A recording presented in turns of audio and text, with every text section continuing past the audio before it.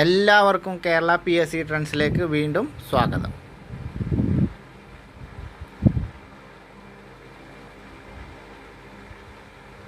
ശബ്ദവും പ്രകാശവും എന്നുള്ള മോഡ്യൂളിലെ പ്രകാശം എന്നുള്ള ടോപ്പിക്കാണ് ഇന്ന് നമ്മൾ സ്റ്റാർട്ട് ചെയ്യുന്നത്. അതിൽ ആദ്യത്തെ വീഡിയോ ആണ് ഇന്ന്.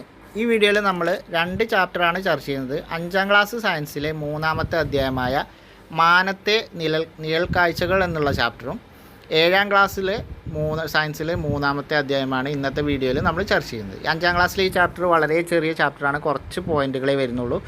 അതുകൊണ്ടാണ് നമ്മൾ അഡീഷണലായിട്ട് 7ാം ക്ലാസ്സിലെ 3ാമത്തെ അധ്യായം കൂടി ഇതിൽ ഉൾപ്പെടുത്തുന്നത്.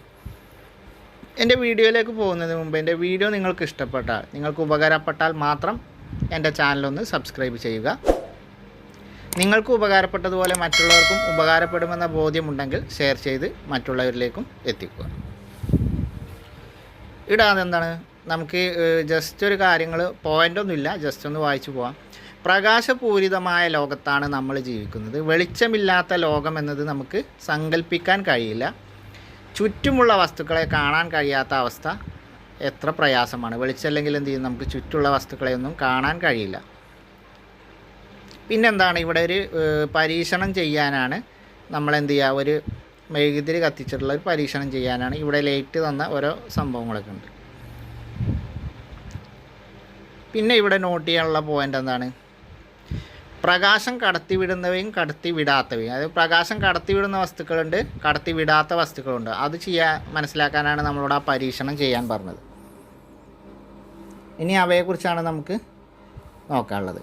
പ്രകാശത്തെ പൂർണ്ണമായും കടത്തിവിടുന്ന വസ്തുക്കളെയാണ് നമ്മൾ എന്ത് പറയുന്നത്, സുതാര്യ വസ്തുക്കൾ അല്ലെങ്കിൽ ട്രാൻസ്പെറൻറ്റ് ഒബ്ജക്റ്റ് എന്ന് പറയുന്നത്. പ്രകാശത്തെ പൂർണ്ണമായിട്ടും കടത്തിവിടുന്ന വസ്തുക്കളെയാണ് നമ്മൾ സുതാര്യ വസ്തുക്കൾ, ഇംഗ്ലീഷിൽ ട്രാൻസ്പെറൻറ്റ് ഒബ്ജക്റ്റ് എന്ന് പറയുന്നത്. ഇനി പ്രകാശത്തെ കടത്തിവിടാത്ത വസ്തുക്കളെയാണ് നമ്മൾ എന്ത് പറയുന്നത്, അധാര്യ വസ്തുക്കൾ അല്ലെങ്കിൽ ഒപ്പാക്യൂ ഒബ്ജക്റ്റ്. അധാര്യ വസ്തുക്കൾ അല്ലെങ്കിൽ ഒപ്പാക് ഒബ്ജക്റ്റ് എന്ന് പറയുന്നത്. പ്രകാശത്തെ പൂർണ്ണമായും കടത്തിവിടുന്ന വസ്തുക്കളാണ് സുതാര്യ വസ്തുക്കൾ, പ്രകാശത്തെ കടത്തിവിടാത്ത വസ്തുക്കളാണ് അധാര്യ വസ്തുക്കൾ. അപ്പോൾ 2 പറഞ്ഞു. ഇനി പ്രകാശത്തെ ഭാഗികമായി കടത്തിവിടുന്നതുണ്ടാവും, കുറച്ച് അല്പാൽപമായിട്ട് കടത്തിവിടുന്ന, ഭാഗികമായി കടത്തിവിടുന്ന വസ്തുക്കളെ നമ്മൾ എന്താണ് പറയുന്നത്, അർദ്ധധാര്യ വസ്തുക്കൾ അല്ലെങ്കിൽ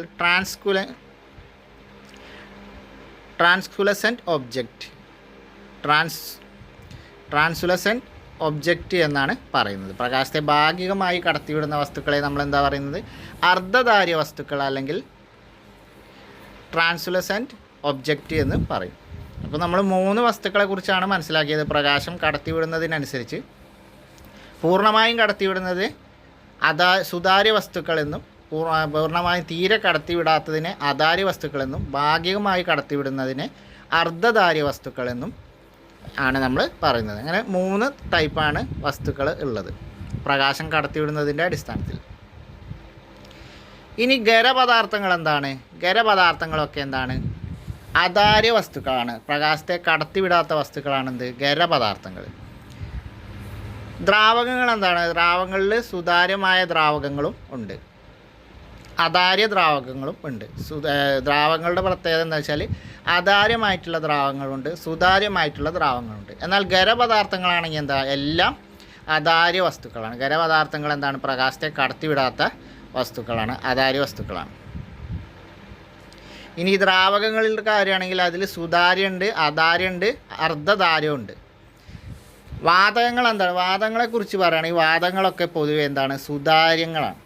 വാതകങ്ങളൊക്കെ എന്താണ്, സുതാര്യമാണ്. അപ്പോൾ ഇതിൽ നോട്ട് ചെയ്യേണ്ട 3 പോയിൻറ്റുകളാണ് എന്താണ്, ഖരപദാർത്ഥങ്ങൾ എപ്പോഴും എന്താണ്, അല്ലെങ്കിൽ എല്ലാ ഖരപദാർത്ഥങ്ങളും എന്താണ്, അധാര്യ വസ്തുക്കളാണ്. പ്രകാശത്തെ കടത്തിവിടാത്ത വസ്തുക്കളാണ് എന്ത്, ഖരപദാർത്ഥങ്ങൾ.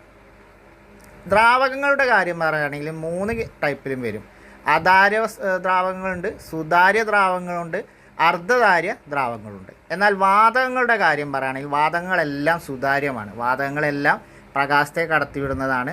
വാതകങ്ങളെല്ലാം എന്താണ്, സുതാര്യമാണ്.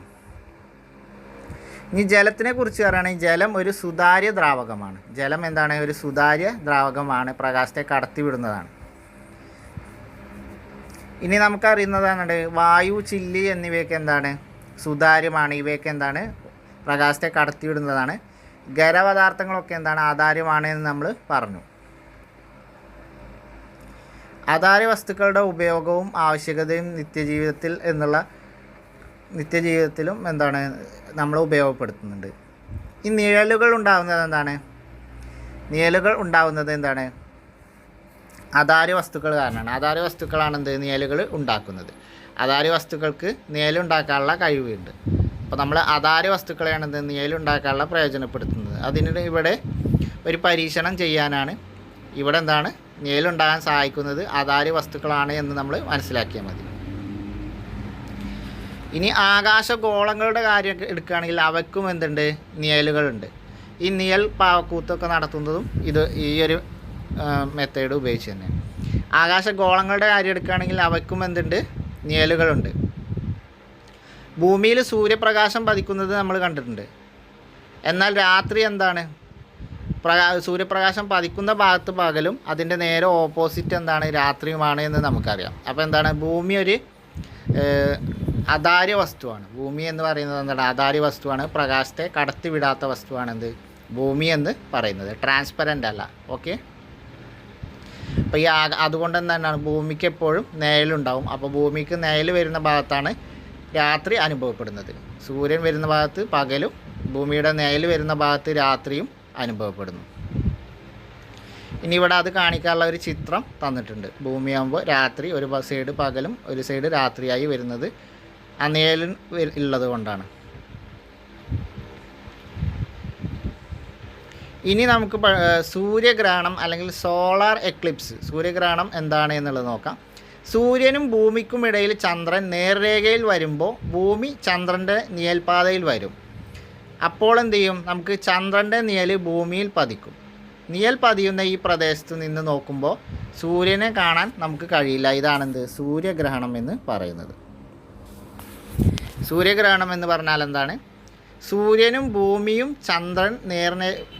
സൂര്യൻ്റെയും ഭൂമിൻ്റെയും ഇടയിൽ ചന്ദ്രൻ നേർരേഖയിൽ വരുമ്പോഴാണ് സൂര്യഗ്രഹണം ഉണ്ടാകുന്നത്. എങ്ങനെയാണ് ഉണ്ടാകുന്നത്? അങ്ങനെ നേർരേഖയിൽ വരുമ്പോൾ ഭൂമി ചന്ദ്രൻ്റെ നിഴൽപാതയിൽ വരും. ചന്ദ്രൻ്റെ നിഴൽപാതയിലാണ് ഭൂമി വരിക. അങ്ങനെ നമ്മൾ ഈ നിഴൽപാത പതിയുന്ന പ്രദേശത്ത് നിന്ന് നോക്കുമ്പോൾ നമുക്ക് സൂര്യനെ കാണാൻ കഴിയില്ല. ഇതാണ് സൂര്യഗ്രഹണം എന്ന് പറയുന്നത്. ചിത്രം തന്നിട്ടുണ്ട്. സൂര്യൻ്റെയും ഭൂമിൻ്റെയും ഇടയിൽ നേർരേഖയിലാണ് ചന്ദ്രൻ വരുന്നത്. അപ്പോൾ ചന്ദ്രൻ വരുമ്പോൾ ചന്ദ്രൻ്റെ നിഴൽപാത ഭൂമിയിൽ പതിയും. അപ്പോൾ ഈ നിഴൽപാതയിൽ നിന്ന് നോക്കുമ്പോൾ നമുക്ക് സൂര്യനെ കാണാൻ കഴിയില്ല. അതാണ് സൂര്യഗ്രഹണം എന്ന് പറയുന്നത്. അപ്പോൾ സൂര്യഗ്രഹണ സമയത്ത് എങ്ങനെയാണ് സ്ഥാനം? സൂര്യൻ്റെയും ഭൂമിയുടെയും ഇടയിൽ നേർരേഖയിൽ ചന്ദ്രൻ വരുമ്പോഴാണ് സൂര്യഗ്രഹണം ഉണ്ടാകുന്നത്. ഈ ഫോട്ടോ അടിസ്ഥാനമാക്കി പഠിച്ചാൽ നിങ്ങൾക്കത് പെട്ടെന്ന് കണക്ട് ചെയ്തേക്കാം. സൂര്യൻ്റെയും ഭൂമിൻ്റെയും ഇടയിൽ ചന്ദ്രൻ നേർരേഖയിൽ വരുമ്പോഴാണ് എന്തുണ്ടാവുന്നത്? സൂര്യഗ്രഹണം ഉണ്ടാകുന്നത്. ഒന്നും കൂടിയും പറയാം. സൂര്യൻ്റെയും ഭൂമിയുടെയും ഇടയിൽ നേർരേഖയിൽ ചന്ദ്രൻ വരുമ്പോഴാണ് നമുക്ക് സൂര്യഗ്രഹണം അനുഭവപ്പെടുന്നത്. അതിൻ്റെ കാരണം സൂര്യൻ പതിക്കുമ്പോൾ ചന്ദ്രൻ്റെ ഒരു ഭാഗത്ത് പതിക്കും. അപ്പോൾ ബാക്കി ഭാഗത്ത് ചന്ദ്രൻ്റെ നിഴൽപ്രദേശമാവും. ഈ നിഴൽപ്രദേശം ഭൂമിയിൽ പതിക്കുമ്പോൾ ആ നിഴൽപ്രദേശത്തായിരിക്കും ഭൂമി പതിക്കുമ്പോൾ ആ നിഴൽപ്രദേശത്ത് നിന്ന് നോക്കുമ്പോൾ നമുക്ക് സൂര്യനെ കാണാൻ കഴിയില്ല. അങ്ങനെയാണ് സൂര്യഗ്രഹണം ഉണ്ടാകുന്നത്. ഭൂമിയുടെ പകുതി ഭാഗം മുഴുവൻ ചന്ദ്രൻ്റെ നിഴൽ പതിയുന്നുണ്ടോ? അങ്ങനെ കുറച്ച് ചോദ്യങ്ങളാണ് ചോദിച്ചിട്ടുള്ളത്. ഇനി സൂര്യഗ്രഹണങ്ങൾ വിവിധ തരത്തിലുണ്ട്. അത് നമുക്ക് ഈ ചന്ദ്രൻ്റെ നിഴലിനനുസരിച്ച് സൂര്യഗ്രഹണങ്ങൾ വരുന്നത്. അത് പല ടൈപ്പുണ്ട്. പൂർണ്ണ സൂര്യഗ്രഹണമുണ്ട്, വലയ സൂര്യഗ്രഹണമുണ്ട്, ഭാഗിക സൂര്യഗ്രഹണമുണ്ട്. ഇങ്ങനെ 3 വിധത്തിൽ സൂര്യഗ്രഹണം ഉണ്ടാകുന്നത്. അപ്പോൾ നമുക്ക് ചന്ദ്രൻ്റെ നിഴൽ ഭൂമിയിൽ പതിക്കുന്നതിനനുസരിച്ചാണ് ഇത് ദൃശ്യമാകുന്നത്. പൂർണ്ണ സൂര്യഗ്രഹണം എന്ന് പറയുമ്പോൾ നമുക്ക് സൂര്യനെ തീരെ കാണാൻ കഴിയില്ല. വലയ സൂര്യഗ്രഹണം എന്ന് പറയുമ്പോൾ നമുക്ക് ഒരു വലയം പോലെ സൂര്യനെ കാണാൻ കഴിയും. ഭാഗിക സൂര്യഗ്രഹണത്തിലാകുമ്പോൾ നമുക്ക് ഏകദേശം സൂര്യൻ്റെ പകുതി ഭാഗികമായിട്ട് ദൃശ്യമാകും. ഇപ്പോൾ സൂര്യഗ്രഹണത്തിൻ്റെ കാര്യം പറഞ്ഞു. ഇനി ചന്ദ്രഗ്രഹണം എന്താണ് എന്നുള്ളത് നോക്കാം. ചന്ദ്രഗ്രഹണം എന്താണ്?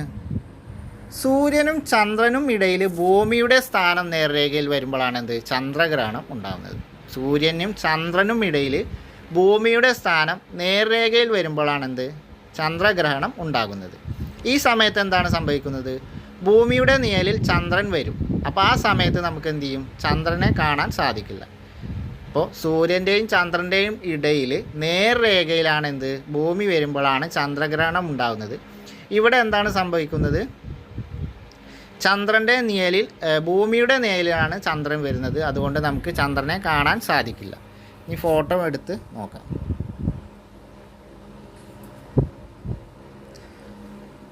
ചന്ദ്രഗ്രഹണം എങ്ങനെ ഉണ്ടാവുന്നത്?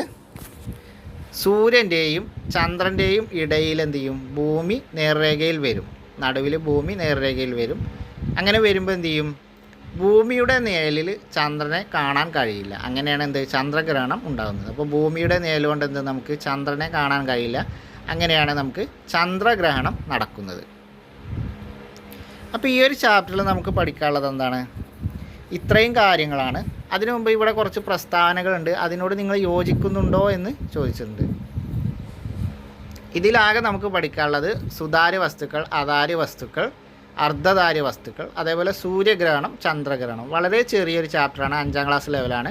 പക്ഷെ നമുക്ക് ഈ സൂര്യഗ്രഹണവും ചന്ദ്രഗ്രഹണവും ഒരുപാട് തവണ റിപ്പീറ്റഡ് ചോദിച്ചിട്ടുള്ളതാണ്. കൺഫ്യൂഷൻ ആകുന്ന ഒരു ഭാഗമാണ്. അത് നിങ്ങൾ ആ ചിത്രം മനസ്സിൽ വെച്ച് ആ കൺസെപ്റ്റിൽ നോക്കുകയാണെങ്കിൽ നിങ്ങൾക്കത് ഒരിക്കലും കൺഫ്യൂഷൻ വരില്ല.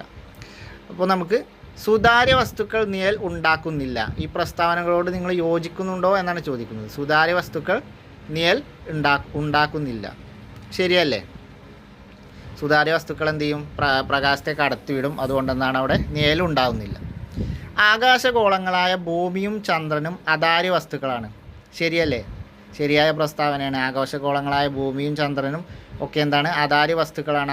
അവ പ്രകാശത്തെ കടത്തിവിടുന്നില്ല. അതുകൊണ്ടാണ് എന്ത് ഗോളങ്ങൾക്ക് നിഴൽ ഉണ്ടാകുന്നത്. അങ്ങനെയാണ് സൂര്യഗ്രഹണവും ചന്ദ്രഗ്രഹണവും ഒക്കെ സാധ്യമാകുന്നത്. ഭൂമിയുടെ നിഴൽ ചന്ദ്രനിൽ പതിയുന്നത് ചന്ദ്രഗ്രഹണ സമയത്താണ്. ശരിയാണോ തെറ്റാണോ? ശരിയാണ്. കാരണം ഭൂമിയുടെ നിഴൽ ചന്ദ്രനിൽ പതിയുമ്പോൾ നമുക്ക് ചന്ദ്രനെ കാണാൻ കഴിയുന്നില്ല. അങ്ങനെയാണ് ചന്ദ്രഗ്രഹണം ഉണ്ടാകുന്നത്. സൂര്യൻ്റെയും ചന്ദ്രൻ്റെയും ഇടയിൽ നേർരേഖയിൽ ഭൂമി വരുമ്പോഴാണ് ചന്ദ്രഗ്രഹണം ഉണ്ടാകുന്നത്. അതിന് കാരണം എന്താണ്? ഭൂമിയുടെ നിഴൽ ചന്ദ്രനെ പതിക്കുമ്പോൾ ചന്ദ്രനെ നമുക്ക് കാണാൻ കഴിയാത്തത് കൊണ്ടാണ്. ചന്ദ്രൻ്റെ നിഴൽ ഭൂമിയിൽ പതിക്കുമ്പോഴാണ് സൂര്യഗ്രഹണം സംഭവിക്കുന്നത്. ചന്ദ്രൻ്റെ നിഴൽ ഭൂമിയിൽ പതിക്കുമ്പോഴാണ് സൂര്യഗ്രഹണം സംഭവിക്കുന്നത്. അതും ശരിയായ പ്രസ്താവനയാണ്. കാരണം സൂര്യൻ്റെയും ഭൂമിയുടെയും ഇടയിൽ ചന്ദ്രൻ നേർരേഖയിൽ വരുമ്പോഴാണ് എന്ത് നമുക്ക് ചന്ദ്രഗ്രഹണം നടക്കുന്നത്, സൂര്യഗ്രഹണം നടക്കുന്നത്. അതിൻ്റെ കാരണം എന്താണ്? ചന്ദ്രൻ്റെ നിഴൽ ഭൂമിയിൽ പതിക്കും. അപ്പോൾ ആ നിഴലിൽ നിന്ന് നോക്കുമ്പോൾ നമുക്ക് എന്ത് ചെയ്യും? സൂര്യനെ കാണാൻ കഴിയുന്നില്ല. അപ്പോൾ ഈ 4 പ്രസ്താവനകളും ശരിയാണ്. അപ്പോൾ ഈ 4 പ്രസ്താവനകൾ എന്താണ് ഇവിടെ നമുക്ക് ഈ ചാപ്റ്ററിൽ പറഞ്ഞ പോയിന്റുകളൊക്കെ ഉൾക്കൊള്ളുന്ന പ്രസ്താവനകളാണ്. ഇനി ഗ്രഹനിരീക്ഷണം നടത്താൻ നമ്മളോട് പറഞ്ഞിരിക്കുകയാണ്. അവിടെയൊന്നും നമുക്ക് എന്തില്ല, പഠിക്കേണ്ട കാര്യങ്ങളില്ല. ഇനി ഇവിടെ കുറച്ച് തുടർ പ്രവർത്തനവും കാര്യങ്ങളും ഒക്കെ നമ്മളോട് ചെയ്യാൻ ആവശ്യപ്പെട്ടിരിക്കുകയാണ്. ഇപ്പോൾ ഈ ഒരു ചാപ്റ്ററിൽ ഇതാണ് പ്രധാനമായിട്ടുള്ളത്. അപ്പോൾ ഇതിൽ നോട്ട് ചെയ്യേണ്ട പോയിൻ്റ് സുതാര്യം, അതാര്യം, അർദ്ധധാര്യമൊക്കെ നിങ്ങൾക്കറിയാം. സൂര്യഗ്രഹണം ഇതാണ്. ഈ ഒരു കൺസെപ്റ്റ് നിങ്ങൾ ഓർത്തിരിക്കുക. എന്താണ്? സൂര്യൻ്റെയും സൂര്യൻ്റെയും ഭൂമിയുടെയും ഇടയിൽ നേർരേഖയിൽ ചന്ദ്രൻ വരുമ്പോഴാണ് എന്ത് സൂര്യഗ്രഹണം സംഭവിക്കുന്നത്. അതിൻ്റെ കാരണം എന്താണ്? ചന്ദ്രൻ്റെ നിഴൽ ഭൂമിയിൽ പതിക്കുമ്പോൾ ആ നിഴൽ പ്രദേശത്ത് നോക്കുമ്പോൾ നമുക്ക് എന്ത് ചെയ്യും? സൂര്യനെ കാണാൻ കഴിയില്ല. എന്നാൽ ചന്ദ്രഗ്രഹണം സമയത്ത് എന്താണ്? ഭൂമിയാണ് സൂര്യൻ്റെയും ചന്ദ്രൻ്റെയും ഇടയിൽ നേർരേഖയിൽ വരുന്നത്. ഇവിടെ ഭൂമിയുടെ നിഴൽ കാരണം എന്ത് ചെയ്യും? നമുക്ക് ചന്ദ്രനെ കാണാൻ സാധിക്കുന്നില്ല. അങ്ങനെയാണ് എന്ത് ചന്ദ്രഗ്രഹണം ഉണ്ടാകുന്നത്. ഈ 2 പോയിൻ്റ് നിങ്ങൾ പ്രധാനപ്പെട്ട പോയിൻ്റുകളാണ്. പ്രീവിയസ് ക്വസ്റ്റ്യൻ ആണ്. അപ്പോൾ എന്തായാലും നിങ്ങൾ നിർബന്ധമായിട്ടും പഠിച്ചിരിക്കണം, നോട്ട് ചെയ്ത് വെക്കേണ്ട ഒരു ഭാഗമാണ്. സൂര്യഗ്രഹണ സമയത്തും ചന്ദ്രഗ്രഹണ സമയത്തും സൂര്യൻ്റെയും ചന്ദ്രൻ്റെയും ഭൂമിയുടെ സ്ഥാനം അത് ഈ ചിത്രം ബേസ് ചെയ്ത് പഠിക്കുകയാണെങ്കിൽ നിങ്ങൾക്ക് ഒന്നും കൂടി സിമ്പിളായിരിക്കും.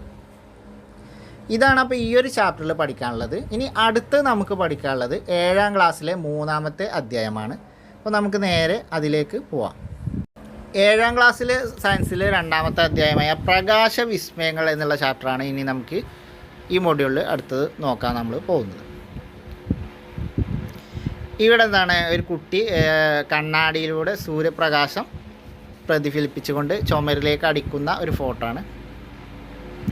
ചിത്രം ശ്രദ്ധിച്ചല്ലോ. മുഖം നോക്കുന്ന കണ്ണാടി ഉപയോഗിച്ച് വീടിനുള്ളിലേക്ക് പ്രകാശം എത്തിക്കുന്നത് കണ്ടില്ലേ? അതുപോലെ ഇനി പരീക്ഷണങ്ങൾ നടത്താനാണ്. ഇവിടെ എന്താണ്?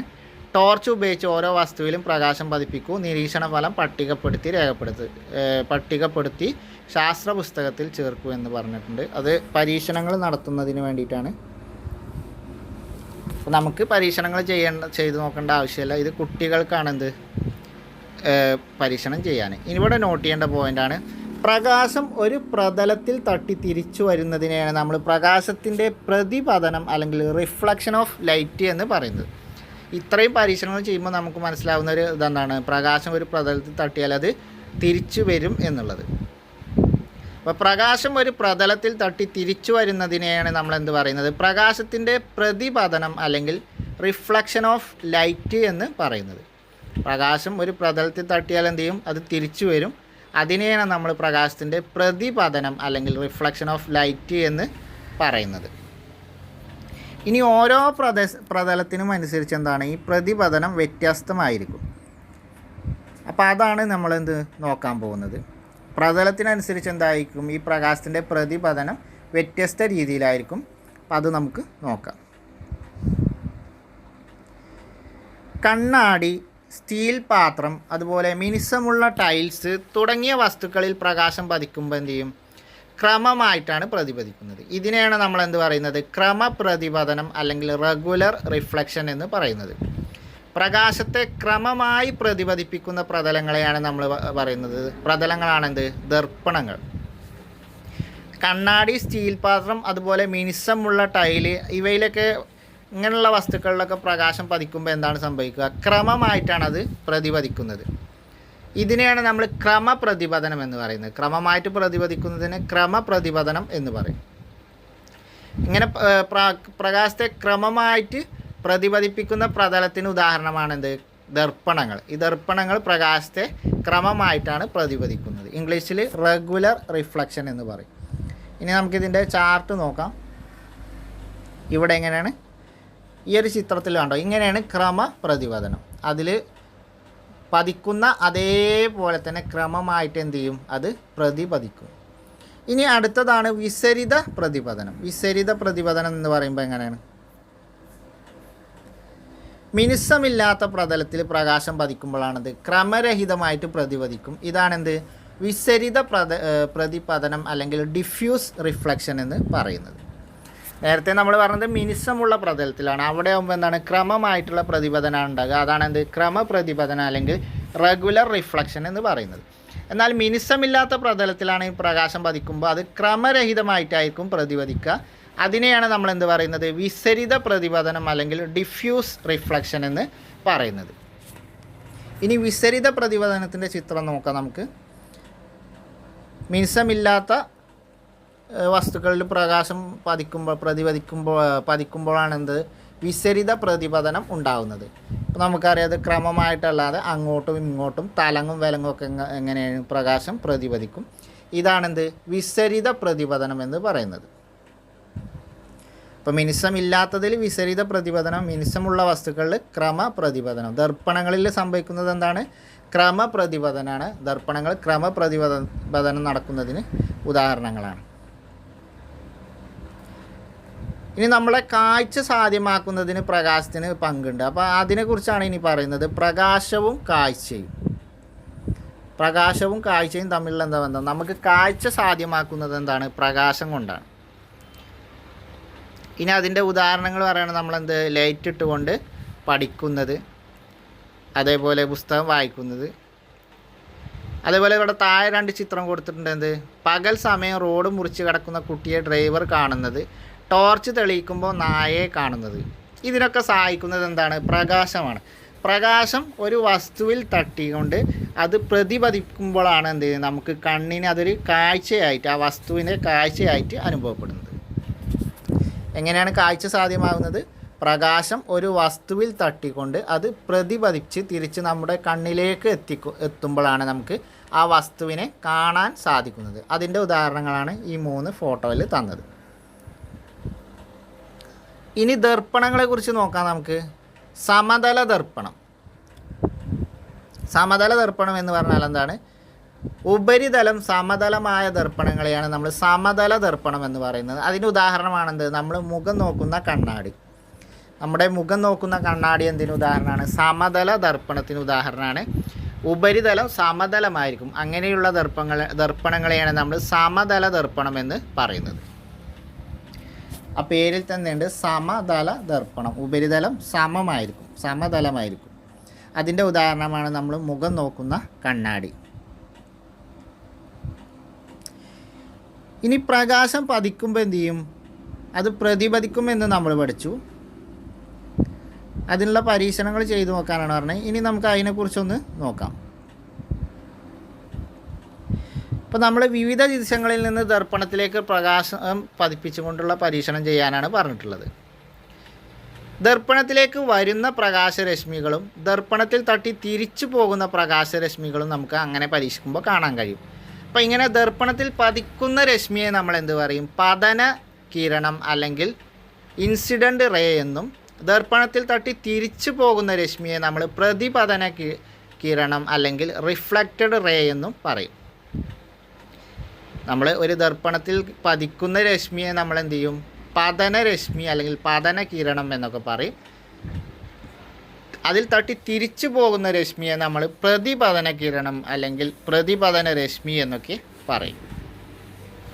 അപ്പോൾ അതിലേക്ക് വരുന്നത് തട്ടുന്നതിനെ നമ്മൾ പതന കിരണമെന്നും അതിൽ തട്ടി തിരിച്ചു പോകുന്നതിനെ പ്രതിപതന കിരണം എന്നുമാണ് പറയുന്നത്. ഇനി ദർപ്പണത്തിൻ്റെ പ്രതലത്തിന് ലംബമായിട്ട് പതന ബിന്ദുവിൽ നിന്ന് ഒരു രേഖ നമുക്ക് വരക്കാം. ഇതിനെയാണ് നമ്മൾ എന്ത് പറയുന്നത്? ലംബം എന്ന് പറയുന്നത്. അപ്പോൾ ഒരു പ്രകാശത്തിലേക്ക് ഒരു പ്രതലത്തിന് നമ്മൾ എന്ത് ചെയ്യുക? ലംബമായിട്ട് പതന ബിന്ദുവിൽ നിന്ന് ഒരു രേഖ വരക്കാം. അതിനെയാണ് നമ്മൾ എന്ത് പറയുന്നത്? ലംബം എന്ന് പറയുന്നത്. അപ്പോൾ നമ്മൾ അറിയാം, ഒരു ദർപ്പണത്തിലേക്ക് നമ്മൾ പ്രകാശം വരുമ്പോൾ അത് നേരെ പ്രതിപതിച്ച് പോകും എന്ന് പറഞ്ഞു. അപ്പോൾ ഈ പതിക്കുന്ന ആ രേഖയിൽ നമ്മളൊരു ലംബം വരച്ചാൽ അതിനെ നമ്മൾ എന്താ പറയുന്നത്? ലംബം എന്ന് പറയുന്നു. ആ പതിക്കുന്ന പതന ബിന്ദുവിൽ ഒരു രേഖ വരച്ചാൽ ആ രേഖയാണ് നമ്മൾ എന്ത് പറയുന്നത്? ലംബം എന്ന് പറയുന്നത്. അപ്പോൾ നമുക്കറിയാം, ചിത്രം നോക്കാം. ഇവിടെ ഇതാ പതന കിരണം വന്നിട്ട് അത് പ്രതിപതന കിരണമായി പോകും. അപ്പോൾ നമ്മൾ ഈ പതന ബിന്ദു എന്ന് പറയുന്നത് ഈ ഒരു കോണാണ്. ഇവിടെ നിന്ന് നമ്മൾ സാങ്കല്പികമായിട്ടൊരു രേഖ മുകളിലേക്ക് വരക്കണം. ഇതിനെയാണ് നമ്മൾ എന്ത് പറയുന്നത്? ലംബം എന്ന് പറയുന്നത്. അപ്പോൾ നമ്മൾ പതിക്കുന്നു, പതനകിരണം, പ്രതിപതന കിരണം, അതിൻ്റെ ആ ഒരു പതന ബിന്ദുവിനെ അവിടെ നമ്മൾ സാങ്കല്പിക രേഖ വരക്കുന്നതിനെയാണ് നമ്മൾ ലംബം എന്ന് പറയുന്നത്. ഇനി പതന കിരണത്തിനും ലംബത്തിനും ഇടയിലുള്ള കോണിനെ പതന കോണെന്നും ലംബത്തിനും പ്രതിപതന കിരണത്തിനും ഇടയിലുള്ള കോണിനെ പ്രതിപതന കോണ് എന്നും നമ്മൾ പറയും. അപ്പോൾ നമുക്ക് ചിത്രം തന്നെ നോക്കാം. പതനകിരണം വന്ന് അത് പ്രതിപതിച്ച് പോയി. അപ്പോൾ ഇതിൻ്റെ ആ പതന ബിന്ദുവിൽ നിന്ന് നമ്മൾ സാങ്കല്പിക രേഖ മുകളിലിട്ട് വരക്കും. അതിനെയാണ് നമ്മൾ ലംബം എന്ന് പറയുക. ഇനി ഈ ലംബത്തിനും പതന കിരണത്തിനും ഇടയിലുള്ള ഒരു കോണുണ്ട്. അവിടെ ഒരു കോണളവ് ഉണ്ടാകുന്നില്ലേ? ത്രികോണാകൃതിയിൽ ഒരു കോണളവ് ഉണ്ടാകുന്നില്ലേ? ഈ കോണളവിനെയാണ് നമ്മൾ എന്ത് പറയുന്നത്? പതന കോൺ എന്ന് പറയുന്നത്. പതിക്കുന്ന കിരണത്തിൻ്റെയും ലംബത്തിൻ്റെയും ഇടയിൽ രൂപം കൊള്ളുന്ന കോണിനെയാണ് നമ്മൾ പതന കോൺ എന്ന് പറയുന്നത്. അപ്പോൾ പ്രതിപതന കോൺ എന്തായിരിക്കും? അപ്പോൾ ലംബത്തിൻ്റെയും പ്രതിപതിക്കുന്ന കിരണത്തിൻ്റെയും ഇടയിലുണ്ടാകുന്ന ആ ഒരു കോണിനെയാണ് നമ്മൾ പ്രതിപതന കോണ് എന്ന് പറയും. ഇതൊരു സമതല ദർപ്പണത്തിൽ സംഭവിക്കുന്ന കാര്യങ്ങളാണ്. നമ്മൾ മുഖം നോക്കുന്ന കണ്ണാടിയൊക്കെ ഉണ്ടല്ലോ, അതാണ് സമതല ദർപ്പണത്തിന് ഉദാഹരണം. അപ്പോൾ സമതല ദർപ്പണത്തിൽ പതന കിരണവും പ്രതിപതന കിരണവും ഉണ്ടാകുന്ന പതന ബിന്ദുവിൽ നമ്മളൊരു സാങ്കല്പിക രേഖ വരക്കും. അതാണെന്ത്? ലംബം എന്ന് പറയുന്നത്. ആ ലംബത്തിനും പതന കിരണത്തിനും ഇടയിലുള്ള കോണാണ് പതന കോൺ. ആ ലംബത്തിനും പ്രതിപതന കിരണത്തിനും ഇടയിലുള്ള കോണാണ് പ്രതിപതന കോണ്. ഈ ഒരു കൺസെപ്റ്റ് കിട്ടിയല്ലോ. ഇത്രയും കാര്യങ്ങൾ നിങ്ങൾ മനസ്സിലായല്ലോ. അത് കിട്ടിയെന്ന് വിചാരിക്കുന്നു. ഇനി നമുക്ക് എന്താ, ഈ പതന കോണും പ്രതിപതന കോണും തമ്മിലൊരു ബന്ധമുണ്ട്. അതെന്താണെന്നുള്ളത് നമുക്ക് നോക്കാം. ഇനി ഇവിടെ എന്താണ്, ഒരു പരീക്ഷണം ചെയ്യാനാണ്. ഈ പതന കോണും പ്രതിപതന കോണും കണ്ടെത്തിയിട്ട് ഈ പ്രൊട്ടാക്ടറൊക്കെ വെച്ചിട്ടുള്ള ഒരു പരീക്ഷണം ചെയ്യാനാണ്. അപ്പോൾ ഇങ്ങനെ പരീക്ഷണം ചെയ്യുമ്പോൾ നമുക്ക് മനസ്സിലാകുന്നുണ്ടാണ്, അവിടെ പതന കോണ് വ്യത്യാസപ്പെടുത്തി ഏത് ആംഗിള് വ്യത്യാസപ്പെടുത്തി പരീക്ഷണം ചെയ്താലും നമുക്ക് മനസ്സിലാവുന്ന ഒരേ ഒരു കാര്യം എന്താണ്, പതന കോണും പ്രതിപതന കോണും എപ്പോഴും എന്താണ്, തുല്യമായിരിക്കും. ഒരു സമതല ദർപ്പണത്തിലെ പതന കോണും പ്രതിപതന കോണും എപ്പോഴും എന്താണ്, തുല്യമായിരിക്കും. പതന കോണ് 30 ഡിഗ്രി ആണെങ്കിൽ പ്രതിപതന കോണും 30 ഡിഗ്രി ആയിരിക്കും. പതന കോൺ 60 ഡിഗ്രി ആണെങ്കിൽ പ്രതിപതന കോണും 60 ഡിഗ്രി ആയിരിക്കും. പതന കോണ് 90 ഡിഗ്രി ആണെങ്കിൽ പ്രതിപതന കോണും 90 ഡിഗ്രി ആയിരിക്കും. ഈ ഒരു കൺസെപ്റ്റാണ് എന്ത് നമ്മൾ മനസ്സിലാക്കേണ്ടത്. അപ്പോൾ ഒരു സമതല ദർപ്പണത്തിൽ പതന കോണും പ്രതിപതന കോണും തുല്യമായിരിക്കും. പതന കോൺ എത്രയാണോ അതേ അളവ് തന്നെയായിരിക്കും പ്രതിപതന കോണിന്. ഇതാണ് നമുക്ക് പതന കോണും പ്രതിപതന കോണും, പതനരശ്മി പ്രതിപതന രശ്മി, ലംബ സമതല ദർപ്പണം. ഇത്രയുമാണെന്ത് നമുക്കതിൽ മനസ്സിലാക്കാനുള്ള കാര്യങ്ങൾ. ഇനി കണ്ണാടിയിൽ നോക്കുമ്പോൾ എന്താണ് സംഭവിക്കുന്നത്? കണ്ണാടിയിൽ നോക്കുമ്പോൾ ഒരു സമതല ദർപ്പണത്തിൻ്റെ മുന്നിൽ നിന്ന് ഇടതു കൈ ഉയർത്തി നോക്കിയാൽ എന്താണ്, നമ്മുടെ പ്രതിബിംബത്തിൽ ഏത് കൈയാണ് ഉയർന്നിരിക്കുന്നത് കാണുന്നത്? നമ്മൾ കണ്ണാടിയിൽ നോക്കിയിട്ട് ഇടത് കൈ ഉയർത്തിയാൽ പ്രതിബിംബത്തിൽ നമുക്ക് വലതു കൈയാണ് ഉയർന്നിരിക്കുന്നതായി കാണുന്നത്. നമ്മുടെ വലതു ഭാഗം എന്ത് ചെയ്യും, പ്രതിബിംബത്തിൽ ഇടതു ഭാഗമായിട്ടും നമുക്ക് തോന്നും. ഇങ്ങനെ പ്രതിബിംബങ്ങളിൽ പാർശ്വഭാഗം വിപരീത ദിശയിൽ കാണപ്പെടുന്നതിനെയാണ് നമ്മൾ പാർശ്വിക വിപര്യം അല്ലെങ്കിൽ ലാറ്ററൽ ഇൻവേർഷൻ എന്ന് പറയുന്നത്. പ്രതിബിംബങ്ങളിൽ പാർശ്വഭാഗം വിപരീത ദിശയിൽ കാണപ്പെടുന്നതിനെയാണ് നമ്മൾ എന്ത് പറയുന്നത്, പാർശ്വിക വിപര്യം അല്ലെങ്കിൽ ലാറ്ററൽ ഇൻവേർഷൻ എന്ന് പറയുന്നത്. പ്രതിബിംബങ്ങളിൽ പാർശ്വഭാഗം വിപരീത ദിശയിൽ കാണപ്പെടുന്നതിന് എന്താണ് പറയുന്നത്, പാർശ്വിക വിപര്യം അല്ലെങ്കിൽ ലാറ്ററൽ ഇൻവേർഷൻ എന്നാണ് പറയുന്നത്. ഇതുകൊണ്ടാണ് എന്ത് നമുക്ക് ആംബുലൻസ് എന്നുള്ളത് തലതിരിച്ച് എഴുതാൻ കാരണം നമ്മൾ വാഹനത്തിൽ ഉപയോഗിക്കുന്ന മിററൊക്കെ എന്താണ്, ഇതിനൊരു ഉദാഹരണമാണ്. അതുകൊണ്ടാണ് എന്ത് ആംബുലൻസ് എന്നുള്ളത് നമുക്ക് തലതിരിച്ച് എഴുതുന്നത്. പാർശ്വ വിപര്യത്തിന് ഉദാഹരണമാണ് ഇത്. അതുകൊണ്ടാണ് പാർശ്വ വിപര്യത്തിൽ നമ്മുടെ വാഹനങ്ങളിൽ ഉപയോഗിക്കുന്ന മിററുകൾ പാർശ്വ വിപര്യത്തിന് ആയതുകൊണ്ടാണ് നമ്മൾ ആംബുലൻസിൽ തല തിരിച്ച് പേര് എഴുതുന്നത്. അപ്പോൾ പാർശ്വിക വിപര്യം എന്താണ് എന്നുള്ളത് നമുക്കറിയാം. ഇപ്പോൾ അതിന് പറയണത് ഇത് എങ്ങനെയാണ് തലതിരിച്ചെഴുതുക. വാഹനത്തിൽ ഡ്രൈവർ കണ്ണാടിയിൽ നോക്കുമ്പോൾ ആംബുലൻസ് എന്ന് വായിക്കുന്നത് ആംബുലൻസ് എന്നാണ് എഴുതിയിരിക്കുന്നതിൻ്റെ കാരണം എന്താണ് എന്നുള്ളത് മനസ്സിലാക്കാനാണ്. ഇനി ഒരു ദർപ്പണം മേശപ്പുറത്ത് ലംബമായി വെച്ചിട്ടുള്ള പരീക്ഷണങ്ങൾ ചെയ്യാനാണ്. അങ്ങനെ ചെയ്യുമ്പോൾ എന്തായിരിക്കും, ഈ സമതല ദർപ്പണത്തിൽ പരീക്ഷണങ്ങൾ ചെയ്യാനാണ്. അത് നമുക്ക് ചെയ്തു നോക്കേണ്ട ആവശ്യമില്ല, കുട്ടികൾക്കുള്ള പഠന പ്രവർത്തനമാണ്. ഇനി സമതല ദർപ്പണത്തിൽ രൂപപ്പെടുന്ന പ്രതിബിംബത്തിൻ്റെ സവിശേഷതകൾ എന്തൊക്കെയാണെന്നുള്ളത് നോക്കാം. അപ്പോൾ നമ്മൾ സമതല ദർപ്പണത്തിൽ രൂപപ്പെടുന്ന പ്രതിബിംബങ്ങൾക്ക് ചില സവിശേഷതകളുണ്ട്. അതെന്തൊക്കെയാണ്? വസ്തുവിൻ്റെ വലിപ്പം തന്നെയായിരിക്കും പ്രതിബിംബത്തിൻ്റെ വലിപ്പം. വസ്തുവും ദർപ്പണവും തമ്മിലുള്ള അകലവും ദർപ്പണവും പ്രതിബിംബവും തമ്മിലുള്ള അകലവും എന്താണ്, തുല്യമായിരിക്കും.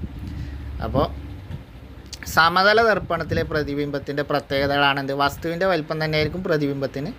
അതുപോലെ വസ്തുവും ദർപ്പണവും തമ്മിലുള്ള അകലവും ദർപ്പണവും പ്രതിബിംബവും തമ്മിലുള്ള അകലവും തുല്യമായിരിക്കും. പ്രതിബിംബത്തിന് പാർശ്വിക വിപര്യം സംഭവിച്ചിരിക്കും. അപ്പോൾ പ്രതിബിംബത്തിന് എപ്പോഴും പാർശ്വിക വിപര്യം സംഭവിച്ചിരിക്കും. ഏതിൽ?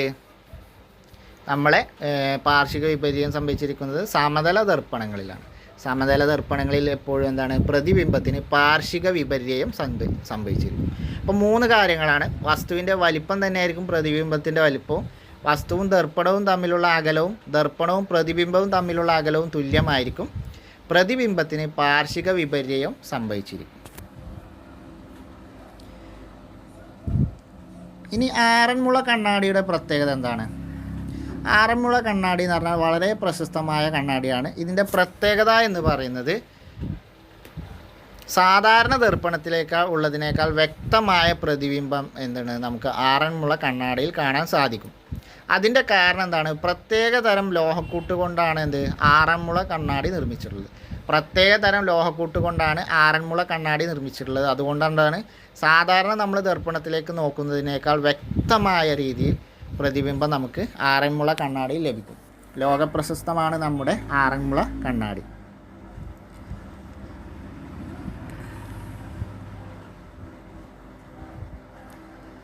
ഇനി പ്രതിബിംബം എന്താണ്, പലതരത്തിലുണ്ടാവും. സമതല ദർപ്പണം നമ്മളിപ്പോൾ പരിചയപ്പെട്ടു. സമതല ദർപ്പണത്തിൽ കാണുന്ന പ്രതിബിംബവും പരന്ന സ്റ്റീൽ തവിയിൽ കാണുന്ന പ്രതിബിംബവും ഒരുപോലെയാണോ? അല്ലല്ലോ.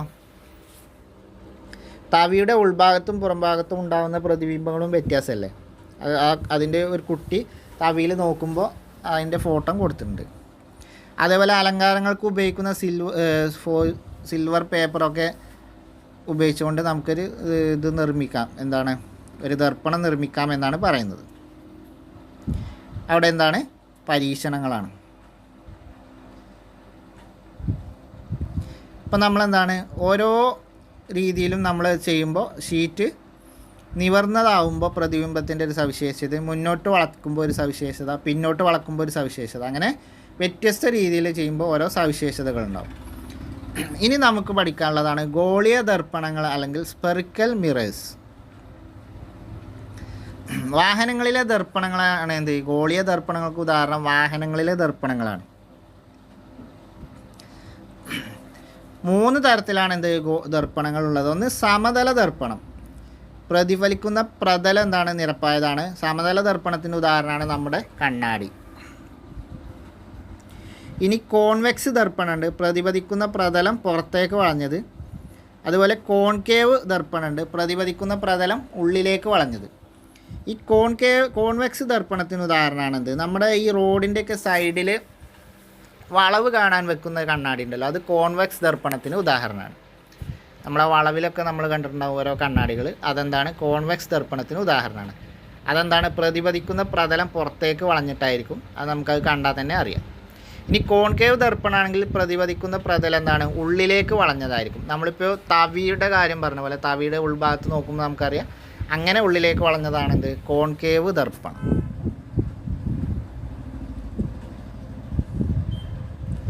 പ്രധാനമായിട്ടും 3 ദർപ്പണങ്ങളാണ്, കോൺകേവ്, കോൺവെക്സ്, സമതല ദർപ്പണം. അതിൻ്റെ കാരണങ്ങൾ എന്തൊക്കെയാണ്? സമതല ദർപ്പണമാകുമ്പോൾ എന്താണ്, പ്രതിപതിക്കുന്ന പ്രതലം നിരപ്പായതാണ്. അപ്പോൾ പ്രതിപതിക്കുന്ന പ്രതലത്തിനനുസരിച്ചാണ് എന്ത്, നമ്മൾ 3 വിധത്തിൽ ദർപ്പണങ്ങളെ തരംതിരിക്കുന്നത്. പ്ലെയിൻ മിറേഴ്സ് അല്ലെങ്കിൽ സമതല ദർപ്പണം എന്ന് പറയുമ്പോൾ അത് പ്രതിപതിക്കുന്ന പ്രതലം നിരപ്പായതായിരിക്കും. ഇനി പ്രതിപതിക്കുന്ന പ്രതലം പുറത്തേക്ക് വളഞ്ഞതാണെങ്കിൽ അത് കോൺവെക്സ് ആണ്, ഉള്ളിലേക്ക് വളഞ്ഞതാണെങ്കിൽ അത് കോൺകേവ് ആണ്. അങ്ങനെ 3 ദർപ്പണങ്ങളാണ് നമ്മൾ ഉപയോഗിക്കുന്നത്.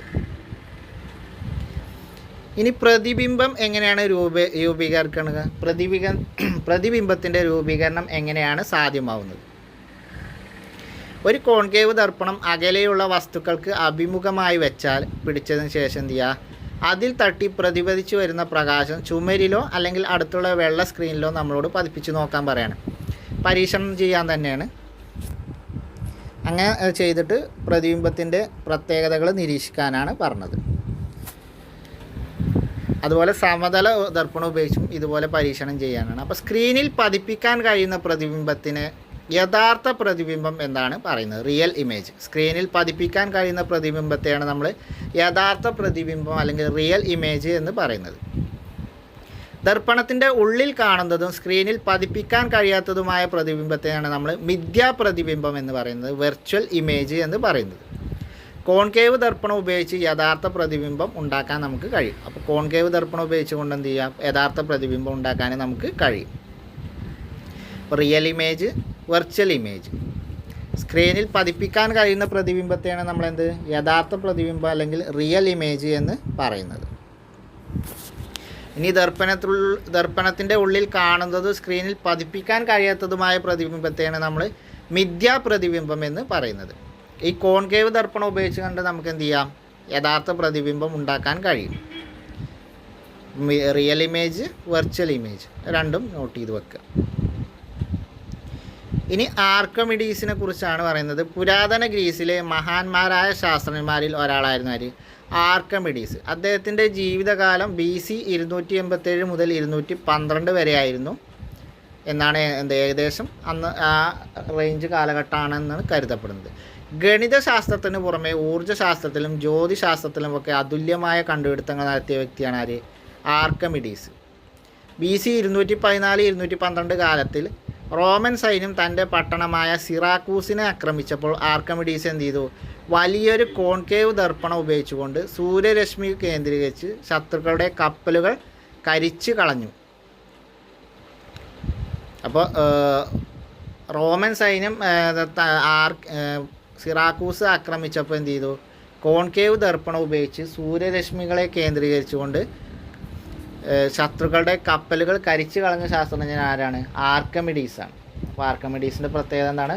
റോമക്കാരുടെ കപ്പലുകൾ കോൺകേവ് ദർപ്പണങ്ങൾ ഉപയോഗിച്ചുകൊണ്ട് കരിച്ചു കളഞ്ഞ ആളാണ് ആര്? ആർക്കിമിഡീസ് എന്ന് പറഞ്ഞ ശാസ്ത്രജ്ഞൻ. അതൊന്ന് അനുബന്ധമായിട്ട് നോട്ട് ചെയ്ത് വെക്കുക. ഇനി ദർപ്പണങ്ങളുടെ കൗതുക ലോകം. ദർപ്പണങ്ങളെക്കുറിച്ചാണ് ഇനി നമ്മൾ പറയുന്നത്. ഇവിടെയും എന്താണ്? ഒരു ചോക്കുപെട്ടി ഉപയോഗിച്ചിട്ടുള്ള ഒരു പരീക്ഷണമാണ്. ഇനി കലിഡോസ്കോപ്പ് എന്താണ്?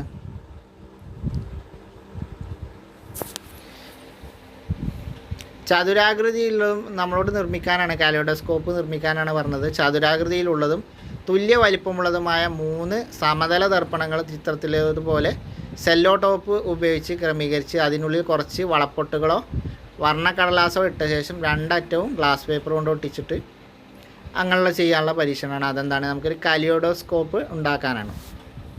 ഇതൊക്കെ കുട്ടികൾക്കുള്ള ഓരോ പരീക്ഷണങ്ങളാണ്. അതുപോലെ എന്താണ്? പെരിസ്കോപ്പും ഉണ്ടാക്കാൻ പറഞ്ഞിട്ടുണ്ട്. ഈ പെരിസ്കോപ്പ് ഉപയോഗിക്കുന്നത് നമ്മൾ ഈ കിടങ്ങിലൊക്കെ ഒളിച്ചിരിക്കുന്ന പട്ടാളക്കാർക്ക് പുറത്ത് ആളുണ്ടോ എന്നറിയാൻ ഉപയോഗിക്കുന്ന ഒരു ഉപകരണമാണ് എന്ത്? പെരിസ്കോപ്പ്. നമുക്ക് താഴെ നിന്ന് കിടങ്ങിൽ നിന്ന് താഴെ നോക്കുമ്പോൾ ഈ കണ്ണാടി വെക്കും. 2 കോൺ ഭാഗത്തും കണ്ണാടി വെച്ചിട്ടാണ് എന്ത്? പെരിസ്കോപ്പ് ഉണ്ടാക്കുന്നത്. ഇത് ഉപയോഗിക്കുന്നത് പട്ടാളക്കാരാണ്. കിടങ്ങിലൊക്കെ ഒളിച്ചിരിക്കുന്നവർ പുറത്ത് ആളുണ്ടോ എന്നറിയാൻ ഉപയോഗിക്കുന്നതാണ് എന്ത്? പെരിസ്കോപ്പ്. ഇനി നമ്മൾ ഓരോ ദർപ്പണങ്ങളും അവയുടെ ഉപയോഗവും പ്രത്യേകതകളും കോളത്തിൽ തന്നിട്ടുണ്ട്. അത് നോക്കാം. ആദ്യത്തെ ദർപ്പണമാണ് എന്ത്? കോൺവെക്സ് ദർപ്പണം. ആദ്യത്തെ ദർപ്പണമാണ് കോൺവെക്സ് ദർപ്പണം. കോൺവെക്സ് ദർപ്പണത്തിൻ്റെ ഉപയോഗം എന്താണ്?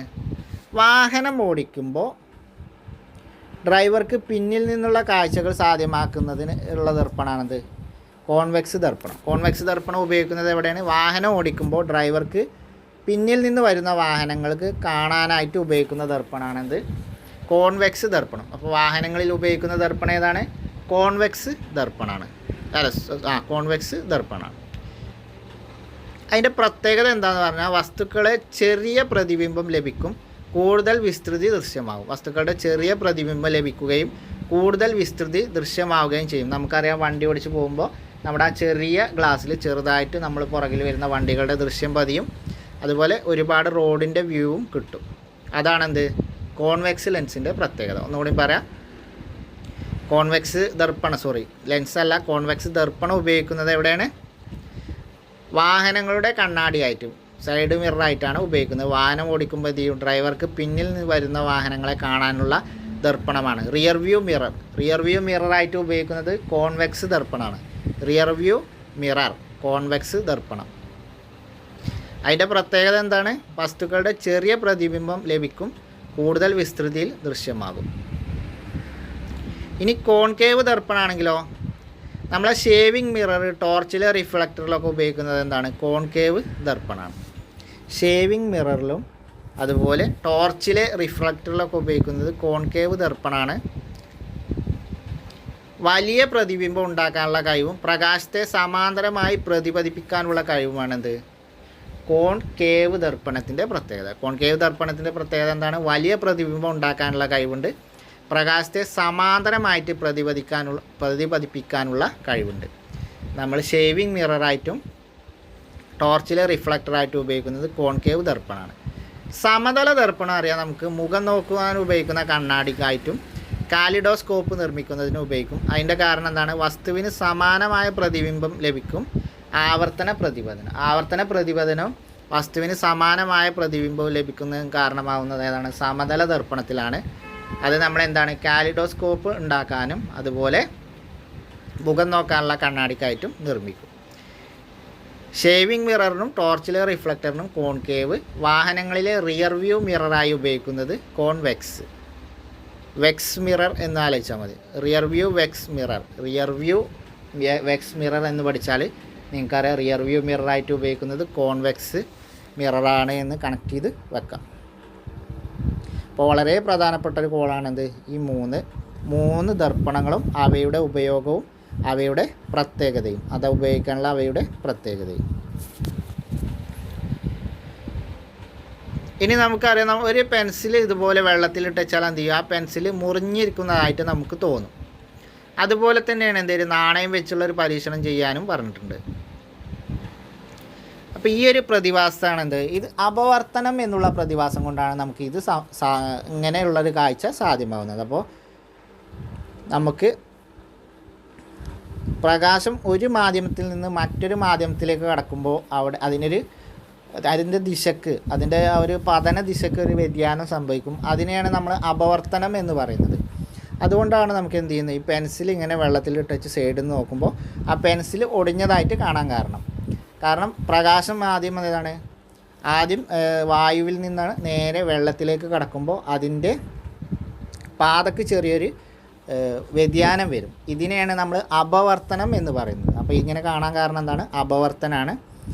ആ സെയിം പ്രതിഭാസം തന്നെയാണ് ഇവിടെ ഈ നാണയം വെള്ളമൊഴിച്ച് നിൽക്കുമ്പോഴും ഈ പരീക്ഷണം നടത്തുമ്പോഴും കാണുന്നത്. ഇനി നമുക്ക് അതിൻ്റെ ഡെഫിനിഷൻ എന്താണ് എന്ന് നോക്കാം. പ്രകാശം ഒരു മാധ്യമത്തിൽ നിന്ന് വ്യത്യസ്തമായ മറ്റൊരു മാധ്യമത്തിലേക്ക് കടക്കുമ്പോൾ അതിൻ്റെ പാതക്ക് വ്യതിയാനം സംഭവിക്കുന്നു. പ്രകാശത്തിൻ്റെ ഈ പ്രതിഭാസത്തെയാണ് നമ്മൾ അപവർത്തനം അല്ലെങ്കിൽ റിഫ്രാക്ഷൻ എന്ന് പറയുന്നത്. പ്രകാശം എന്ത് ചെയ്യും? ഒരു മാധ്യമത്തിൽ നിന്ന് വ്യത്യസ്തമായ മറ്റൊരു മാധ്യമത്തിലേക്ക് കടക്കുമ്പോൾ അതിൻ്റെ പാതക്ക് ചെറിയ ഒരു വ്യതിയാനം സംഭവിക്കുന്നു. ഇതിനെ നമ്മൾ പ്രകാശത്തിൻ്റെ ഈ ഒരു പ്രതിഭാസത്തെ അല്ലെങ്കിൽ പ്രകാശത്തിൻ്റെ ഈ ഒരു പ്രതിഭാസത്തെ നമ്മൾ പറയുന്ന പേരാണ് അപവർത്തനം അല്ലെങ്കിൽ റിഫ്രാക്ഷൻ. എന്താണ് അപവർത്തനം? പ്രകാശം ഒരു മാധ്യമത്തിൽ നിന്ന് വ്യത്യസ്തമായ മറ്റൊരു മാധ്യമത്തിലേക്ക് കടക്കുമ്പോൾ അതിൻ്റെ പാതക്ക് ചെറിയൊരു വ്യതിയാനം സംഭവിക്കുന്നു. ഇതിനെയാണ് നമ്മൾ പ്രകാശത്തിൻ്റെ അപവർത്തനം എന്ന് പറയുന്നത്. അപവർത്തനം അല്ലെങ്കിൽ റിഫ്രാക്ഷൻ എന്ന് പറയുന്നത്. ഇനി നമുക്ക് ലെൻസുകളെ കുറിച്ച് നോക്കാം. ലെൻസുകളുടെ ലോകം എന്നുള്ള ഭാഗത്തിൽ ലെൻസുകളെ കുറിച്ചാണ് പറയുന്നത്. മധ്യത്തിൽ കനം കൂടിയതും വക്കുകൾ കനം കുറഞ്ഞതുമായ ലെൻസിനെയാണ് നമ്മൾ കോൺവെക്സ് ലെൻസ് എന്ന് പറയുന്നത്. എന്നാൽ മധ്യത്തിൽ കനം കുറഞ്ഞ് വക്കുകൾക്ക് കനം കൂടിയതുമായ ലെൻസിനെ നമ്മൾ കോൺകേവ് ലെൻസ് എന്നും പറയും. കോൺകേവ് ലെൻസും കോൺവെക്സ് ലെൻസും.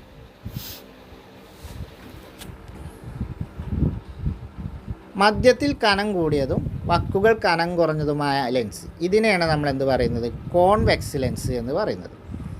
എന്നാൽ മധ്യത്തിൽ കനം കുറഞ്ഞതും വക്കുകൾക്ക് കനം കൂടിയതുമായ ലെൻസിനെയാണ് നമ്മൾ കോൺകേവ് ലെൻസ് എന്ന് പറയുന്നത്. ഇത് മാറാതിരിക്കാൻ എന്താണ്? കേവ് എന്ന് പറയുമ്പോൾ എന്താണ്? ഗുഹയാണ്. ഇപ്പോൾ ഗുഹ ആകുമ്പോൾ എന്താണ്? ഗുഹൻ്റെ മുഖം ഇതുപോലെ ആയിരിക്കും, ഉള്ളിലേക്ക് സ്പേസ് ഉണ്ടാവും. അതങ്ങനെ ഓർത്ത് വെച്ചാൽ മതി. ഗുഹൻ്റെ മുഖം എന്ന് പറഞ്ഞാൽ ഉള്ളിലേക്ക് സ്പേസ് ഉണ്ടാവും. ഗുഹ എന്ന് പറഞ്ഞാൽ നമുക്കറിയാലോ, പുറത്തേക്ക് സ്പേസ് ഉണ്ടാവില്ല, ഉള്ളിലേക്ക് സ്പേസ് ഉണ്ടാവും. അങ്ങനെ കണക്ട് ചെയ്ത് വെച്ചാൽ മതി. അപ്പോൾ വെക്സ്. അപ്പോൾ കോൺകേവ് ലെൻസും കോൺവെക്സ് ലെൻസും ചിത്രം നോക്കിയോ മനസ്സിലായി എന്ന് വിചാരിക്കുന്നു.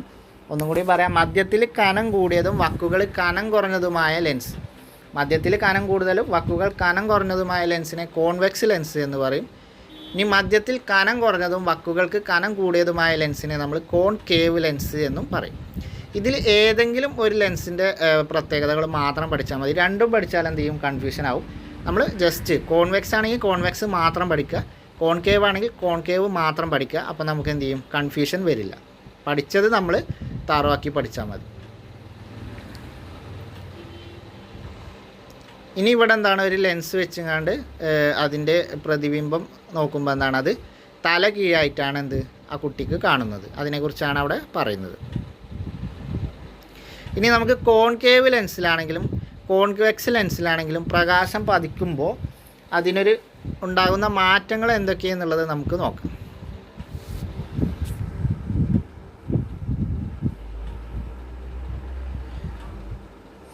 ഈ കോൺവെക്സ് ലെൻസിലൂടെ പ്രകാശം കടന്നു പോകുമ്പോൾ എന്ത് ചെയ്യും, അതെന്തിൻ്റെ പ്രത്യേകത ഉണ്ട്? കോൺവെക്സ് ലെൻസിലൂടെ പ്രകാശം കടന്നു പോകുമ്പോൾ പ്രകാശരശ്മികളെ അത് പരസ്പരം അടുപ്പിക്കും. കോൺകേവ് ലെൻസിലൂടെ കടന്നു പോകുകയാണെങ്കിൽ അത് പ്രകാശരശ്മികളെ പരസ്പരം അകറ്റുകയും ചെയ്യും. അപ്പോൾ കോൺവെക്സിൽ എന്ത് ചെയ്യും, അത് അടുപ്പിക്കും. കോൺവെക്സ് എന്താണ്? അടുപ്പിക്കും. കോൺവെക്സ്, വാക്സ് എന്ന് പറഞ്ഞാൽ എന്താണ്? മെഴുകാണല്ലോ. മെഴുക് എന്ന് പറയുമ്പോൾ എന്താണ്? ഇങ്ങനെ ഉരുകുന്ന സാധനമാണല്ലോ മെഴുക്. അത് ഒട്ടാൻ സഹായിക്കുമല്ലോ. അപ്പോൾ വെക്സ് മെഴുക്. അപ്പോൾ എന്ത് ചെയ്യും? പ്രകാശരശ്മികളെ പരസ്പരം അടുപ്പിക്കും. എന്നാൽ കേവ് ആണെങ്കിലോ, ഗുഹയിലാണെങ്കിലോ എന്താണ്? അത് അകന്നകന്ന് പോവും. നമുക്ക് ചിത്രം നോക്കാം. ലേസർ വെച്ച് ഇപ്പോൾ കോൺകേവ് നമ്മൾ പറയാം മുകളിലത്തേതിനെയാണ് നമ്മൾ ഇത് കോൺവെക്സ് ലെൻസ് എന്ന് പറയുന്നത്. ഇപ്പോൾ കോൺവെക്സ് ലെൻസിലാകുമ്പോൾ നമ്മൾ രണ്ട് ഭാഗത്തുനിന്ന് ഇതുപോലെ ലേസർ അടിക്കുമ്പോൾ എന്ത് ചെയ്യും, അത് രണ്ടും തമ്മിൽ രശ്മികൾ തമ്മിൽ കൂട്ടിമുട്ടും, രണ്ടും അടുപ്പിക്കും. എന്നാൽ കേവിലാവുമ്പോൾ എന്താണ്, അത് രണ്ടും അകന്നകന്ന് പോകും. ഇതാണ് കോൺകേവും കോൺവെക്സ് ലെൻസും തമ്മിലുള്ള പ്രത്യേകത. പ്രകാശരശ്മികൾ എന്ത് ചെയ്യും, കോൺകേവ് ആകുമ്പോൾ അകന്ന് പോകും, കോൺവെക്സ് ആകുമ്പോൾ പ്രകാശരശ്മികളെ അടുപ്പിക്കും, ഇതുപോലെ അടുപ്പിക്കും. കോൺവെക്സ്, കോൺകേവ്, പ്രകാശരശ്മികളുടെ ഉണ്ടാക്കുന്ന മാറ്റങ്ങൾ. ഇനി ലെൻസുകൾ ഉപയോഗിക്കുന്ന സന്ദർഭങ്ങൾ ഏതാണ്? നമുക്ക് കാഴ്ച പ്രശ്നങ്ങൾ ഉണ്ടാകുമ്പോൾ നമ്മൾ എന്ത് ചെയ്യുന്നുണ്ട്, അത് പരിഹരിക്കാൻ കണ്ണടകൾ ഉപയോഗിക്കുന്നുണ്ട്. ഇതിൽ ലെൻസുകൾ അടങ്ങിയിട്ടുണ്ട്. അപ്പോൾ നമ്മൾ കാഴ്ച വൈകല്യം പരിഹരിക്കാൻ നമ്മൾ ലെൻസുകൾ ഉപയോഗിക്കുന്നുണ്ട്. അതുപോലെ ചെറിയ അക്ഷരങ്ങളെയും വസ്തുക്കളെയൊക്കെ വലുതായി കാണാൻ നമ്മൾ ഹാൻഡ് ലെൻസ് ഉപയോഗിക്കാറുണ്ട്. അതേപോലെ മൈക്രോസ്കോപ്പ്, ടെലിസ്കോപ്പ്, ക്യാമറ, പ്രൊജക്ടർ എന്നിവയിലൊക്കെ നമ്മൾ എന്താണ്, കോൺവെക്സ് ലെൻസാണ് ഉപയോഗിക്കുന്നത്. അപ്പോൾ കോൺവെക്സിൻ്റെ ലെൻസിൻ്റെ ഉപയോഗങ്ങൾ വരുന്ന സന്ദർഭങ്ങൾ ഏതൊക്കെയാണ്? ചെറിയ അക്ഷരങ്ങളെയും വസ്തുക്കളെയൊക്കെ വലുതായി കാണാൻ നമ്മൾ ഉപയോഗിക്കും. അതുപോലെ മൈക്രോസ്കോപ്പ്, ടെലിസ്കോപ്പ്, ക്യാമറ, പ്രൊജക്ടർ എന്നിവയിലൊക്കെ നമ്മൾ എന്താണ്, കോൺവെക്സ് ലെൻസാണ് ഉപയോഗിക്കുന്നത്. അപ്പോൾ ചെറുതിനെ വലുതാക്കുന്ന സന്ദർഭങ്ങൾ നമുക്കറിയാം. ടെലിസ്കോപ്പ് എന്താണ്, മൈക്രോസ്കോപ്പൊക്കെ എന്താണ്? മൈക്രോസ്കോപ്പ് നമുക്ക് ചെറുതിനെ വലുതാക്കുന്നതാണ്. ക്യാമറ നമുക്ക് ഫോട്ടോ എടുക്കാനാണ്. പ്രൊജക്ടർ ആണെങ്കിൽ എന്താണ്, ചെറിയതിനെ വലിയ സ്ക്രീനിലാക്കി കാണിക്കുന്നതാണ്. അപ്പോൾ ഈ സന്ദർഭങ്ങളിലൊക്കെ നമ്മൾ കോൺവെക്സ് ലെൻസാണ് ഉപയോഗിക്കുന്നത്. കോൺവെക്സ് ലെൻസ് ഉപയോഗിക്കുന്ന സന്ദർഭങ്ങളാണിത്. മൈക്രോസ്കോപ്പ്, ടെലിസ്കോപ്പ്, ക്യാമറ, പ്രൊജക്ടർ, അതുപോലെ ചെറിയ അക്ഷരങ്ങളെ വലിയ അക്ഷരങ്ങളായി കാണാൻ ഉപയോഗിക്കുന്ന ഹാൻഡ് ലെൻസ്. ഇവയിലൊക്കെ നമ്മൾ ഉപയോഗിക്കുന്ന ലെൻസ് ഏതാണ്? കോൺവെക്സ് ലെൻസാണ്.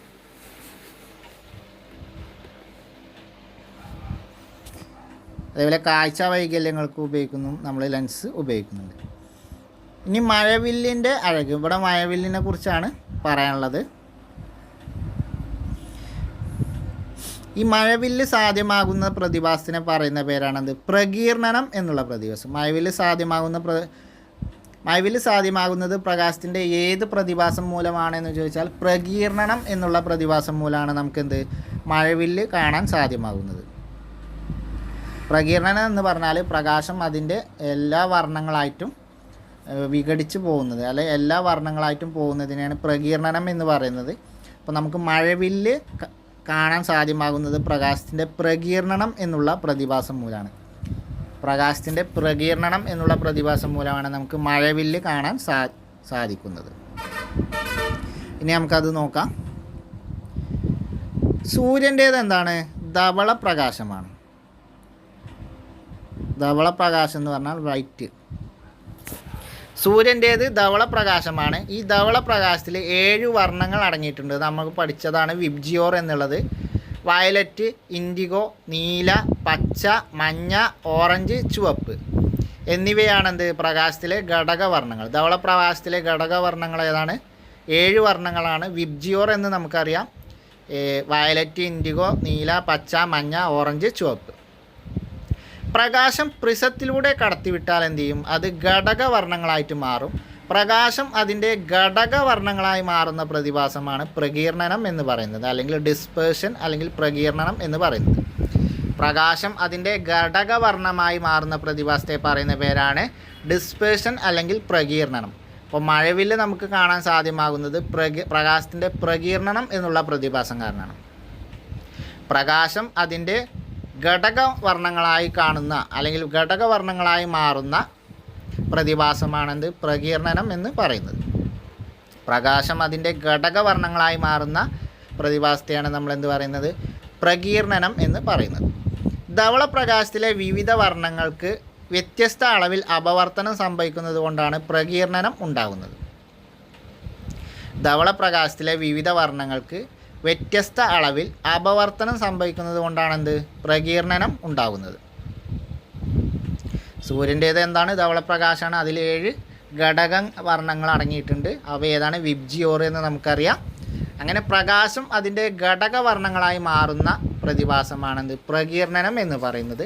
മഴവിൽ നമുക്ക് കാണാൻ സാധിക്കുന്നത് പ്രകാശത്തിൻ്റെ പ്രകീർണനം എന്നുള്ള പ്രതിഭാസം കൊണ്ടാണ്.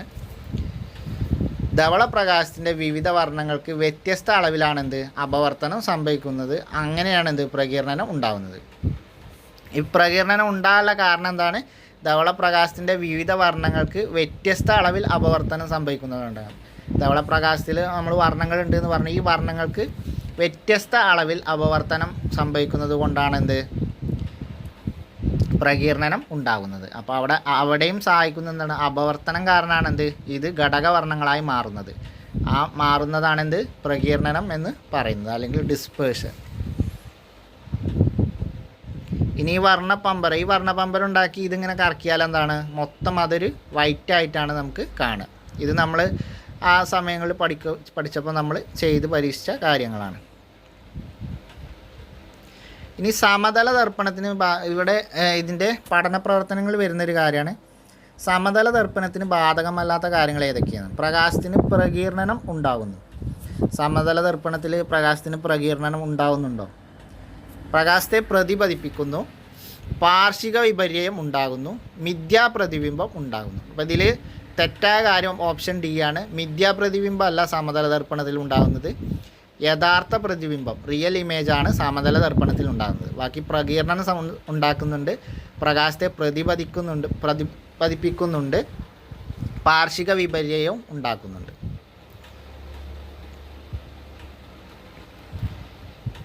ഇനി ഇവിടെ ഒരു ചിത്രം തന്നിട്ട് ഈ 3 ഇവയെ സംബന്ധിച്ചുള്ള, അതായത് പ്രകാശ ബീം കടന്നു പോകുന്ന പാതയിലെ 3 സുതാര്യ വസ്തുക്കളെ ക്രമീകരിച്ചിരിക്കുന്നു. ഇവയെ സംബന്ധിച്ച് ശരിയായ പ്രസ്താവന ഏതാണ് എന്നാണ്. 1 glass sheet, 2 concave lens, 3 convex lens. ഇത് എങ്ങനെയാണെന്നുള്ളത് ക്രമത്തിൽ ആക്കാനാണ്. ആദ്യത്തേത് ഏതാണ്? ഗ്ലാസ് ഷീറ്റാണ്. രണ്ടാമത്തേത് ഏതാണ്? കോൺകേവ് ലെൻസാണ്. മൂന്നാമത്തേത് കോൺവെക്സ് ലെൻസാണ്. അങ്ങനെയാണ് വരിക. ആദ്യത്തെ ഗ്ലാസ് ഷീറ്റാണ്. കാരണം എന്താ? അവിടെ പ്രകാശത്തിൻ്റെ പാതയ്ക്ക് ഒരു മാറ്റവും സംഭവിക്കുന്നില്ല. എന്നാൽ രണ്ടാമത്തെ മാധ്യമത്തിലെത്തുമ്പോൾ എന്ത് ചെയ്യുന്നുണ്ട്? അത് അകന്നകന്ന് പോകുന്നുണ്ട്. ഇങ്ങനെ അകന്നകന്ന് പോകുന്നത് എപ്പോഴാണ്? കോൺകേവ് ലെൻസിൽ പതിക്കുമ്പോഴാണ്. മൂന്നാമത്തത് നിങ്ങൾക്ക് നോക്കിയാൽ അറിയാം, അത് അടുപ്പിച്ചടുപ്പിച്ച് വന്ന ഒരു ബിന്ദുവിൽ യോജിക്കുന്നുണ്ട്. ഇങ്ങനെ അടുപ്പിച്ച് വരുന്നത് എപ്പോഴും കോൺവെക്സ് ലെൻസിലാണ്. ഈ കോളം തന്നിട്ടുള്ളത് ഇത് മാറ്റി എഴുതാനാണ്. നമുക്ക് ആദ്യത്തെ എടുക്കാം പ്രതിപതനം. പ്രതിപതനം എവിടെയാണ് സംഭവിക്കുന്നത്? ആധാര്യ വസ്തുക്കളിലാണ്. അതുമൂലം നമുക്ക് എന്ത് ചെയ്യും? വസ്തുക്കളെ കാണാൻ സാധിക്കും. ഇപ്പോൾ പ്രതിപതനം ആധാര്യ വസ്തുക്കളിൽ സംഭവിക്കും. അതുപ്രകാരം നമുക്ക് അതുകൊണ്ട് നമുക്ക് വസ്തുക്കളെ കാണാൻ സാധിക്കും. അപ്പോൾ ഒന്നാമത്തേത് പ്രതിപതനം, ആധാര്യ വസ്തുക്കളെ കാണാൻ സാധിക്കും. ഈ അപവർത്തനം ലെൻസിൽ സംഭവിക്കും, മൈക്രോസ്കോപ്പിൽ അത് ഉപയോഗിക്കും. അപവർത്തനം ലെൻസിൽ സംഭവിക്കുന്നു, മൈക്രോസ്കോപ്പിൽ ഉപയോഗിക്കുന്നു. പ്രകീർണനം പ്രിസത്തിൽ സംഭവിക്കും, മഴവില്ല് ഉണ്ടാവും. നമുക്കറിയാം ഒരു പ്രിസത്തിലൂടെ പ്രകാശം കടന്നു പോകുമ്പോൾ അതിൻ്റെ ഘടകവർണ്ണങ്ങളാകുമ്പോഴാണത് ഘടകവർണ്ണങ്ങളായി മാറും. ആ പ്രതിഭാസമാണ് പ്രകീർണനം എന്ന് പറഞ്ഞു. മഴവില്ല് അതിന് ഉദാഹരണം എന്ന് പറഞ്ഞു. അപ്പോൾ പ്രകീർണനം, പ്രിസം, മഴവില്ല് ഉണ്ടാകും. പ്രതിബിംബം ഉണ്ടാകുന്നത് എപ്പോഴും ദർപ്പണത്തിലാണ്. അത് നമ്മളെ മുഖം കാണാൻ സഹായിക്കും. മുഖം കാണുന്നു. അപ്പോൾ ഇങ്ങനെയാണെന്ത് ഈ ഒരു പഠന പ്രവർത്തനത്തിൽ ഈ ഒരു കോളം വരിക.